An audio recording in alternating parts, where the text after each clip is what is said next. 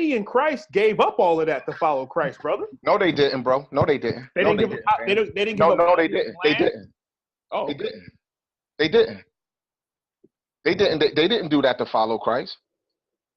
You saying that they gave up? That they gave up being their people because they wanted to follow Christ? No, that's not what I was saying.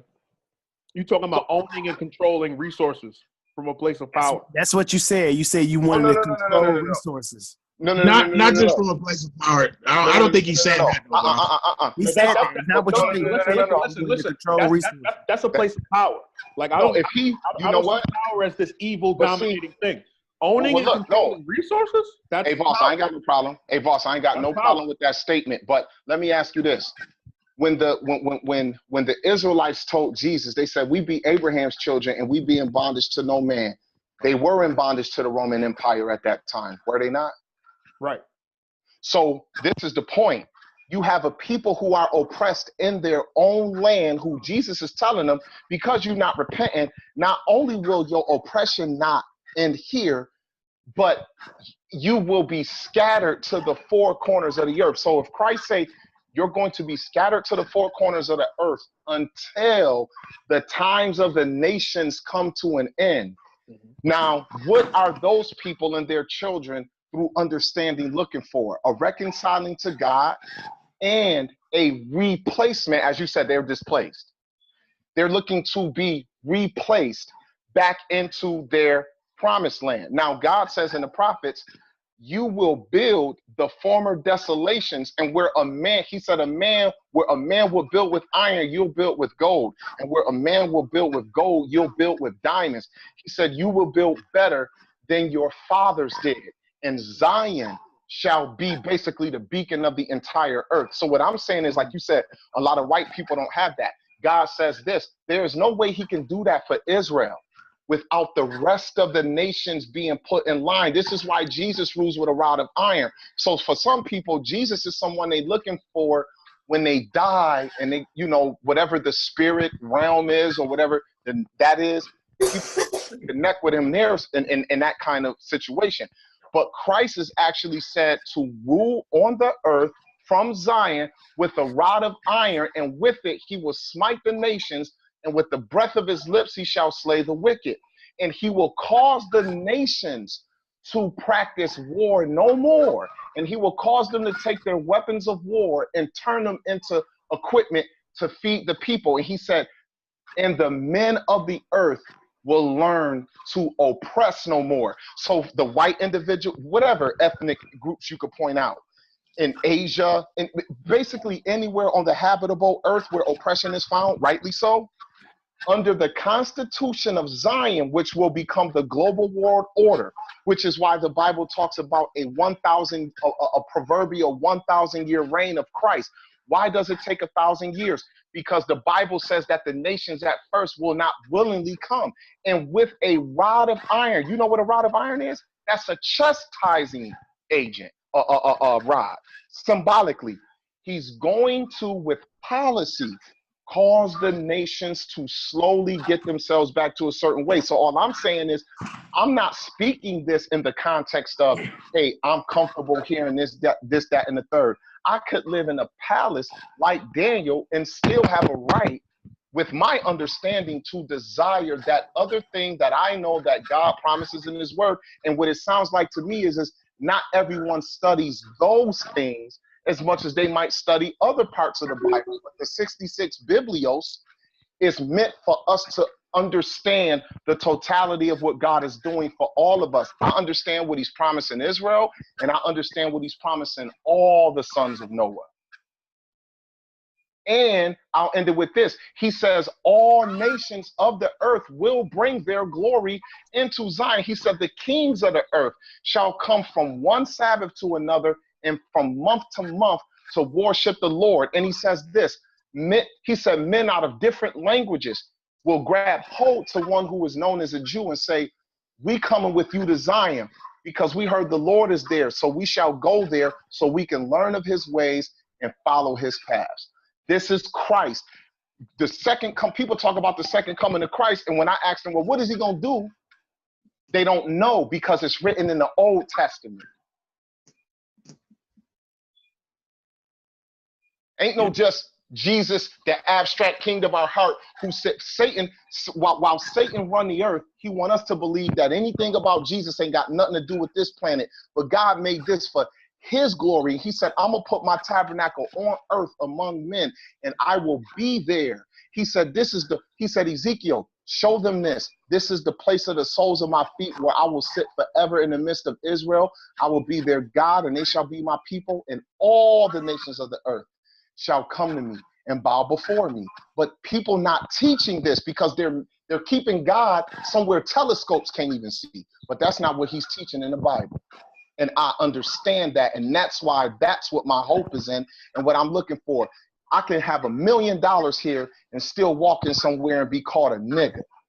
Yeah, but that's not really oppression. Like, I mean, and I'm not trying to belittle that. I'm not trying to belittle that at all. I'm just saying that the initial conversation is, how are we, and we were talking about black people, how are black people to prosper in America? And I get we're talking, when we talk about. I'm sorry, that was, hey, Dre, that was the conversation? Because I came in late. I didn't know that was the conversation. Yeah. I jumped in where you and Ant was talking. Yeah, and I feel you to some extent. And I get you. I get where you're coming into, because then it got to like us. We're more focused on the Bible, so I get that. Because I just want to say, because I could tell you how to get bread. I can tell you about economics. I can tell you how to get bread, and I can tell you how a whole bunch of poor cats, if they really got love for one another, I can't just tell you. I can tell you to come visit me, and I can show you. Yeah. So if we're gonna have a conversation about getting money, I ain't got no problem with that, because I got money. Yeah, and that's the thing we're talking about. When we were talking about initially in the chat, we were talking about what is the cause of poverty in Black communities because of systemic racism, or is it because of something else? And I get the conversation is a little divided on talking about the spirit. So then, is it impossible for Black people as a people group to apply certain principles to grow? Is it impossible for Black people as a whole, as a group, to practice certain principles and come up and benefit? Or is that impossible? That's really the thing. Like, is that doable, or is it not doable because of the curse? Or is it doable, but still considered a curse because we don't have our own land? So let me get in here real quick, man. So it's definitely doable. It's definitely doable as individuals. It's definitely doable even as a small collective. You know, if you get 2 of your homies or 3 of your homeboys and y'all can get together, y'all can make some stuff happen if y'all are able to unify and do some things. Across the board. Basically, do you feel that other cultures, whether it be white people, Indians, Chinese, that they're doing that across the board in America? Do you think that's the case? Like, are they in those superior positions in a general sense? Obviously, not every person. Well. As right. Vol said, so let me answer our question. 5 seconds. As Vol said before, when you look in America, Nigerians and I believe Asians are the predominant group that are making the most money income-wise annually. That's white, and that's on average, they make more than. It's obvious that anybody can do that, and it doesn't matter about skin color. Now you can go ahead. I'm sorry.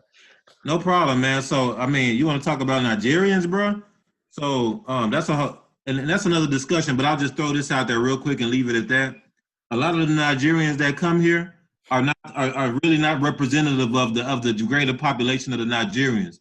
A matter of fact, a lot of the Nigerians that come here are not even Hebrews. You know what I'm saying? They're not the same. What does that matter, though?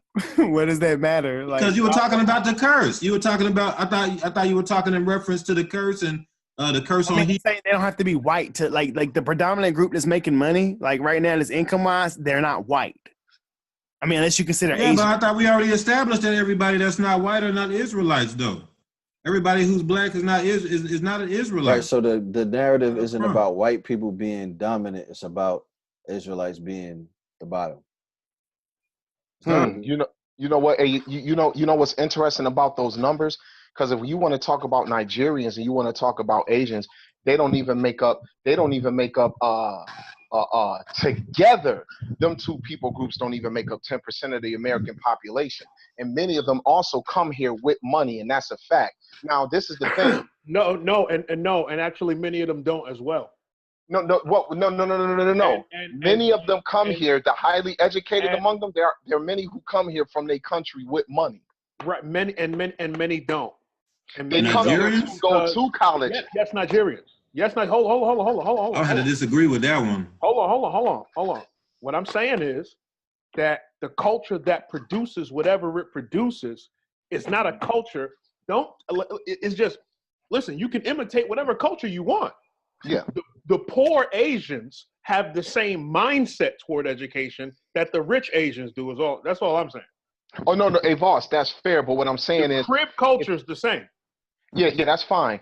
But when you talk about, hey, these people get money, you're talking about them as a collective. But when you go into the weeds of them, you have to actually admit, just like the people who come here from India or those who come from the fakir culture, they don't just come here poor and in 2 years they own all the cabs in New York City. There's a conglomerate idea. That's how they come in and that's how they take over. Now they have their own every ethnic group has their own power structure. Just like I just watched a documentary on the caste system amongst people who are from the land of India, who are in America and Canada. We don't know it because we don't see it. We're not a part of their culture. But among themselves, they still have the high, they still have that caste system, and the low. Here in the United States, they carry it over here with them. So you're right. Not everyone is born with a silver spoon in their mouth, this, that, and the third. But the one thing that we're pointing out is this. We're always referring to people who we can point to the thing that we respect about them, not just what they're trying to do in America, but many of them come here from a home country with an ideology, and they come here saying, yo, we can use this place for this. So us here, those of us here who see the same thing, you could get money too. You know what I'm saying? I could have $100,000 in savings right now and be better off than some, than some white folk, for all I know. And that's fine. But what I'm talking about is this. If we talk about Asians who come here, there is no Asian coming here blindly unless they were born here and they never been to their home country.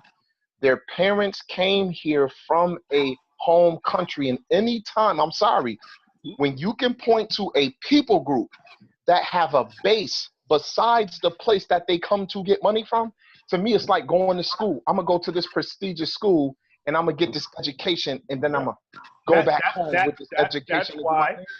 That's why they do better than whites. And that's cool and that's fine. Because the American mindset is lazy. Well, yeah. Lazy leisure. Hey, bro, you know that America is just like Sodom was. The Bible describes in Ezekiel that Sodom became lazy. It said it had So that's the thing. I want to finish my thought. The Bible says that. Hey, bro, you've been getting you know what I'm saying? Like, well, I'm saying I was in the midst of. I'm actually in the midst of talking. It ain't like I wasn't talking. No doubt, brother. That's fair. God said that Sodom had an overabundance of bread, a lack of help for the poor, and yet an idleness of hands. And the Bible says Hebrew culture actually teaches that they became very wealthy, and the wealthier they became, the less laborious they came. They didn't desire to have wealth. They desired to maintain their wealth by having a class of people who labored for them to maintain their wealth. So that idleness of the human body being in labor actually led to them oppressing a class of people to maintain that labor in order for them to grow their wealth. This is what capitalism. This is what Hebrew culture teaches. So at the end, well, I ain't calling it capitalism per se. I'm just saying what the Bible says about Sodom and Gomorrah. And God, many people will teach God destroyed Sodom and Gomorrah because of homosexuality. The Bible don't teach that. They just get that from reading Genesis 18, that episode that happened at Lot's house. But the Lord said, no, their society became like this. And so I took them away as I saw fit. So, boss, if you saying American culture is a certain way where even people who have lived here for generations start to carry themselves a certain kind of way. You have a country that has 5% of the earth's arable land, but is trying to grow 50% of its food. That's a problem. the most sickness of industrialized countries, the lowest living rate of most industrialized countries, the most diseases of industrialized countries, the lowest education rates of most industrialized countries. Bro, this place is headed somewhere. So what I'm saying, while I can make money here, I also see many, many Tekel Ufarsin on the wall.